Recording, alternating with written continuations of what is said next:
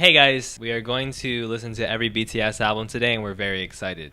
Before that though, there is something important that we'd like to talk about. So, as you may know, there have been shootings at El Paso and Dayton, and we're just asking you to do a small donation to a victims fund for the victims at El Paso and Dayton. We made a small donation ourselves, and we're encouraging you to do the same. Doesn't have to be a lot, just as long as you're helping. The links will be down below. As you probably know, if you're a member of the ARMY or tangentially knowledgeable of what BTS does, I think that the message of looking out for others in a time of need is something that we can all come together for, regardless of our knowledge of the discography. I just think that this would be a great opportunity to help people in need and, try to do better. So there's an article in the description about how to remain mentally healthy in the wake of these tragic incidents that you should definitely check out. Okay, so what are we doing today? We're talking about BTS again. It has become important for me to analyze and research the work of BTS. I felt it was important that I listen to the entire discography, because how would I be able to talk about BTS so journalistically had I not listened to everything in their catalog? We've ordered a pizza. We have our TV speaker. We are ready to stream the entire discography of BTS. We're gonna start from the beginning, which is very exciting for me because the early days of BTS are so fascinating. I mean, the fashion choices, the sonics, the fashion choices, the hairstyles. I mean, mwah. Emo boys like me just gotta celebrate these moments. So, the first album, their debut album, Too Cool for School. Too Cool for School is their debut album. Again, I haven't heard it. It's mostly very hip-hop influence. It said that it was a new take on 90s hip-hop. So that's something to look forward to. You know I love 90s hip-hop. It was very hip-hop heavy because at the time, they wanted to market BTS as a hip-hop group. Eventually went more into the pop and more of an idol group. So as a hip-hop group, they felt that they can use the genre of hip-hop to really talk about themselves, their experiences, their emotions, and they just thought that hip-hop was the right way to do it. And the theme of the album is, what is your dream? That's kind of like the main question that they're asking and they're trying to answer. My dream is that we'll eventually get through recording this video. Pizza! Yeah. Yes, pineapple and bacon. What of it?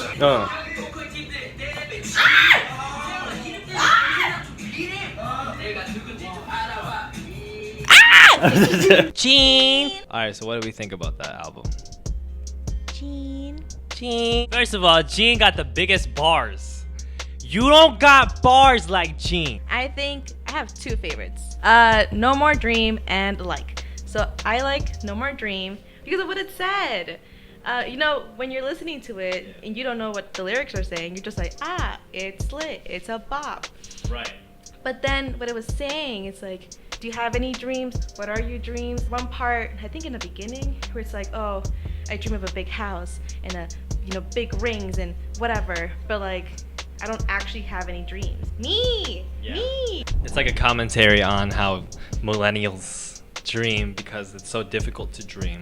And because you want to dream about certain things that are like prized or like make you look cool. But I also felt like it was like this kind of postmodern commentary on the way that dreams are consumed and misinterpreted or reinterpreted within our capitalistic universe. Why did you like I Like It? Because the story was spicy. Spicy. They broke up or whatever. They're like, you look good after we broke up, and I want to like your pictures, but I don't want to give you that. I was like, oh, petty. It's interesting because each of the 7 songs on this record relate to dreaming, and they relate to like youth culture in their own specific way. So even though that was a love song, it's sort of about dreaming about somebody, about daydreaming about someone, and it's about the differentiation between like reality and your dreams as well.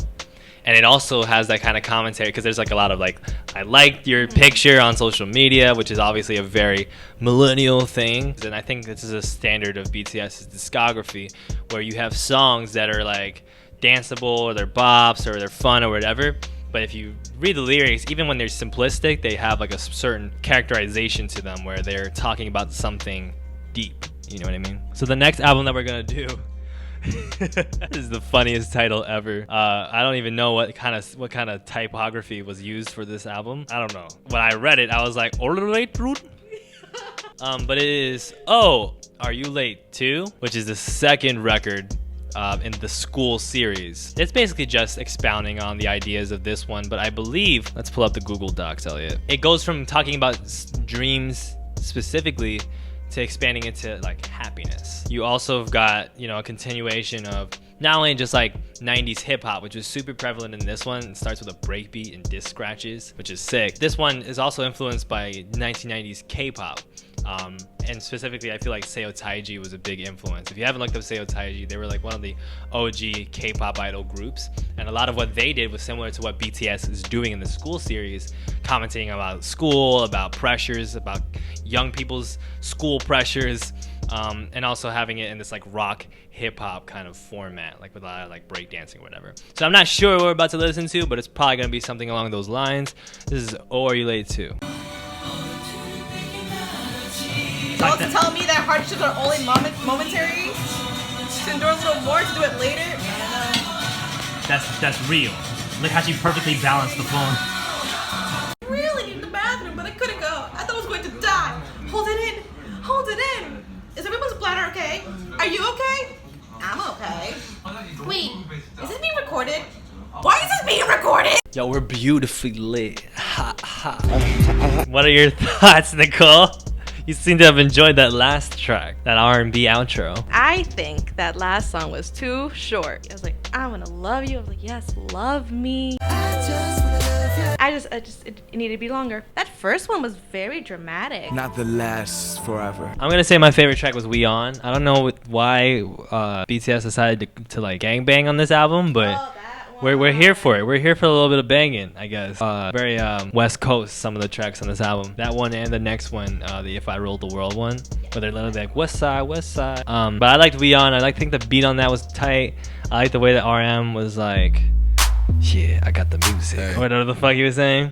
I gotta say, I did enjoy the first project a little bit more. It was a little bit more short, concise. You got a little bit more on some of the songs, whereas some of the songs here kind of dragged, but there were still some really good ideas on here. I also thought the first one was a little bit more direct in terms of a thematic approach. Even though it was a little bit scattered thematically, it still kind of held on to that dream theme. This one had the happiness theme, I saw that, but there were also like, you know, the Padakangsan song at the end with the dialects.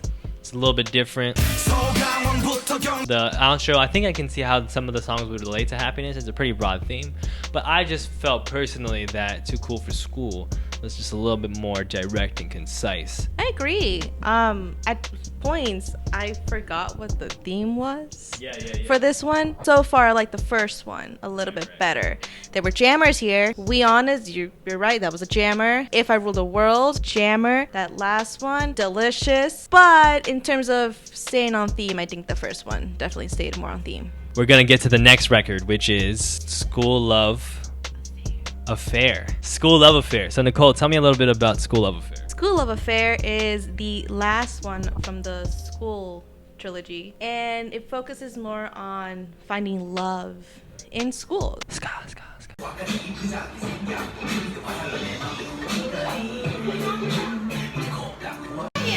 What is Kanye West doing on this song?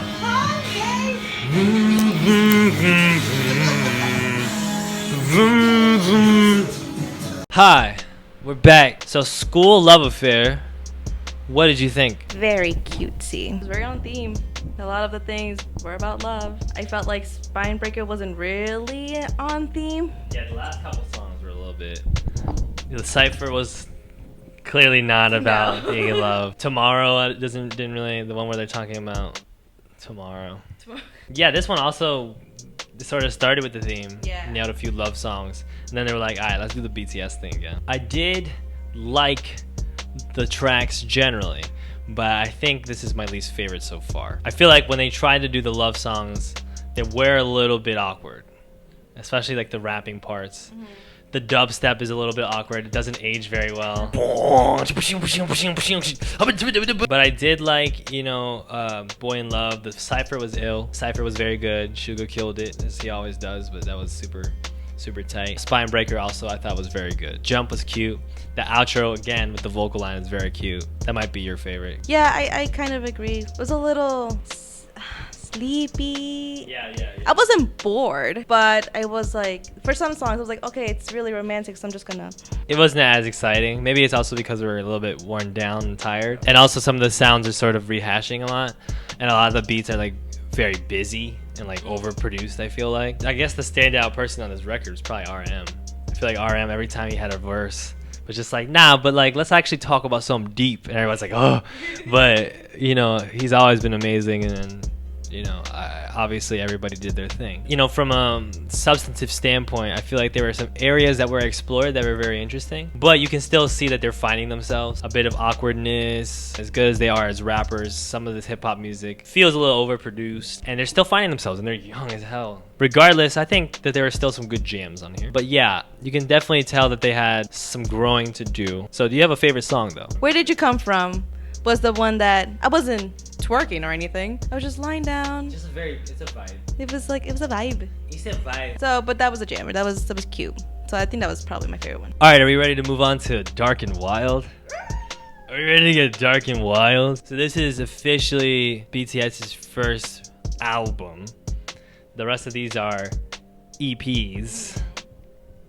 But this one is the first straight up album, Dark and Wild, which is sort of a wrap up of the school series, but also sort of an introduction into Wings and into Most Beautiful Moment. According to Youngdae Kim, it goes beyond the school setting to express the various ways all the disorientation and befuddlement that boys go through before becoming grown up. You're gonna see them a little bit more fleshed out and a little bit more individualized probably on this record. Let's get dark and wild. Huh?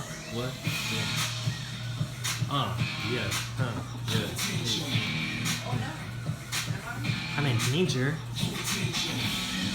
Hey.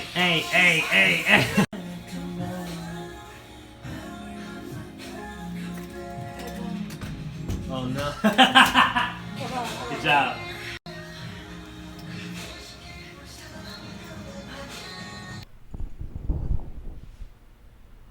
So Nicole left, so we're concluding after Dark and Wild. We were both enjoying the album quite a bit. It's definitely, I think, the best BTS record up until this point. It's definitely the point in which you see certain transformations in their personalities. You see that they're growing into themselves more and developing the themes a bit more that will run concurrent with their careers. I still think that it suffers a bit from the inconsistency and cheesiness that the school's trilogy kind of showcases, which again makes sense because they're young and finding themselves in their sound. But also, it must be said that there are moments on here. I mean, Look Here is the only track on the record that's produced outside of their in-house producers, and you can tell, and it's interesting what they're doing with the sound. It almost feels like a Justin Timberlake Justified era song, very Pharrell-ish production, kind of Blurred Lines-ish, which yikes. And yeah, it kind of feels ham-fisted at points. It kind of feels like a song that's awkward, and you know, there are points in which it feels a little bit too much like its influences in a way that's too admiring and too awkward. Just awkward is the word. But at the same time, it's interesting that they're experimenting with their sound, and there's several points in this record where, you know, they're doing really, really well. I like Rain and the Cypher, which is Cypher Part 3, the most, and those come back to back. It's the solid best part of the album for me. Rain is such a really interesting instrumental choice, not completely different from what they've been going with because of the punchy drums and stuff, but like that jazz piano sample is really sick. And then Cypher Part 3, I mean, what can I say? Yoongi, we stand. We might have to bias, you know what I mean? Wow, what am I even saying anymore? The thing is, it is still a point in which, you know, it's the most fleshed out, but there's still certain hangups that I feel, just in terms of the cheesiness. But regardless, Dark and Wild, I think, is a pretty good record. Some pretty danceable jams. You know, it's exciting because we're finally past the school series era, and it's not super cumbersome to listen to, but when you realize that they've developed their sound a little bit more, and you kind of realize how aged and dated and cheesy, and it kind of makes you excited to listen to the next trilogies and the next records that they have coming out. but there's still so many hidden gems in there, and it wasn't even as bad as I thought it was going to be.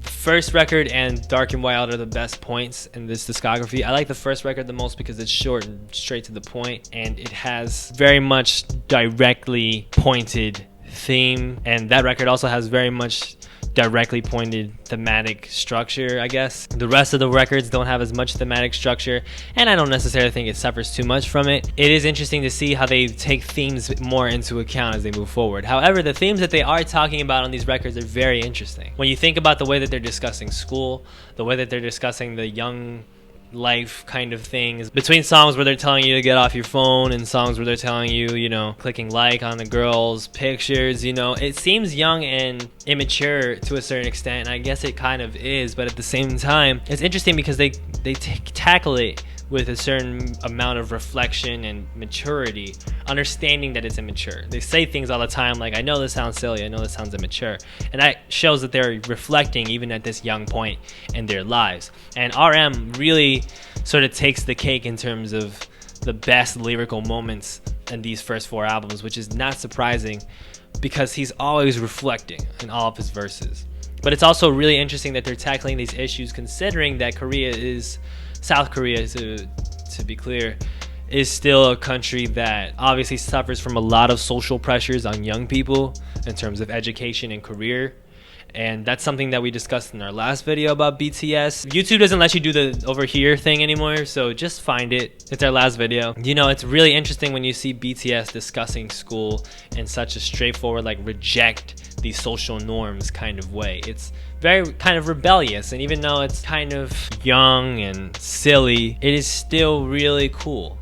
And I appreciate that, and I think it's a great sign of what's to come for BTS. So we had fun. We ordered pizza. It was pineapple bacon, sue me. We had Oreos, and we listened to the first 4 BTS records. Next up, we got the most beautiful series, HYYH. Did I say that correctly? So we're gonna get there, and I got some more work to do. So thank you for watching this video. If you're a fan of what you saw in this video, make sure you hit like, subscribe, and then hit that bell for the notifications. This video was entirely produced by Baby Gang. That's music and video editing and camera work. We all do it in-house. It's fun. We're having a good time, and we're talking about possibly the most important group of this decade, BTS. Why do I always do this? I'm always like leaning into the camera like it's cool. It's not cool. I'm sorry. Goodbye, Baby Gang. Be safe. Stay hydrated.